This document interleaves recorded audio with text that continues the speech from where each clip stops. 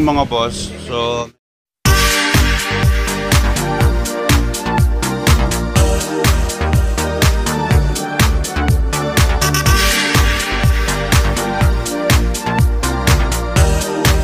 yung kliyente dito na yung Hyundai Accent na yan, yung puti na yan, galing pa ng Santiago Isabela yan, ano. So maaga si sir dito, so napaaga ako pagpasok sa shop.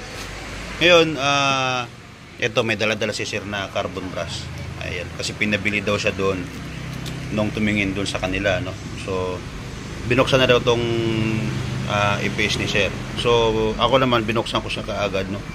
So nakita ko, tingnan nyo, ayan, no, may kain yung dito, tapos naputol.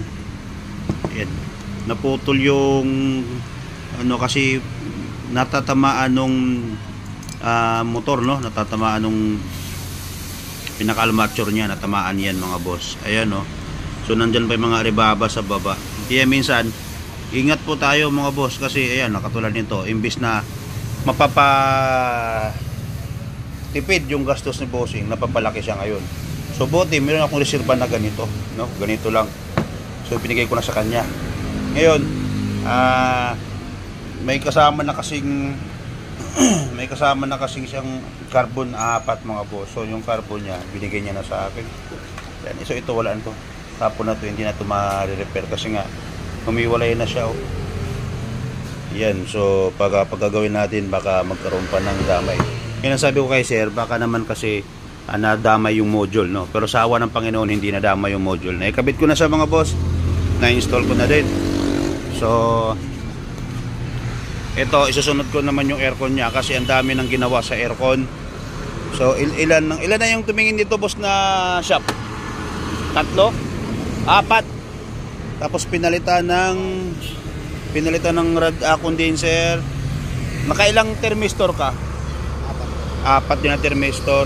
So yung lamig ng aircon hindi pa rin nasusolve, pawala-wala pa din. So ito yung isusolve natin ngayon mga boss. Yung EPS niya nasolve na natin. Isunod na naman natin yung aircon, ano. So update ko kayo mamaya kapag nakabaklas na natin at nakita natin yung problema. Si sir ay galing pa ng Santiago Isabela, dumayo lang siya ng Taytay para ipa-check yung Hyundai Accent niya na CRDI mga boss. Ayan, so pinagawa yung EPS. Ilang buwan mo ng problema yun sir, yung EPS mo? 2 buwan? Oo, so pumunta dito, natsambahan natin mga boss, nakita natin yung problema. So solve natin yung aircon, update ko kayo mamaya. So pinabaklas ko muna yung bumper para makita ko yung kung ano talaga yung nagiging problema. Nakita ko din na yung hose medyo malangis, no, pero hindi tayo mag-focus dyan. So update ko kayo mamaya. Ayun mga boss, so ito na yung update natin sa CRDI ni bossing na from Isabela, no, Santiago Isabela. So ginawa ko ito, pinalitan ko ng filter dryer, expansion valve, tapos lagay tayo ng langis sa kompreso.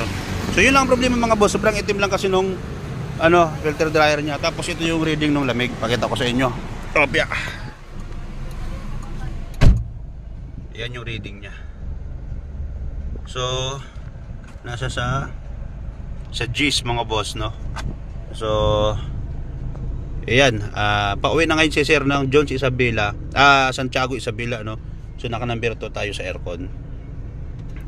Pababa pa to ng pababa mga boss. Pumapalo siya ng 8. Kaya G's, no. So yan, pinaka main concern ni sir dito yung EPS niya na matigas. Yun nga, yung napakita ko dun sa video na yung gumalaw or gumawa or tumingin ng EPS motor niya, hindi siguro kabisado or nagkaroon lang ng konting pagkamali doon sa pagbalik kasi hindi napansin nila na nakaangat yung isang ng carbon brush, isang holder ng carbon brush. So sabi ko kasi sir, swerte ka pa rin hindi nasira yung module mo, kasi kung nasira yung module mas mapalaki tayo mga boss.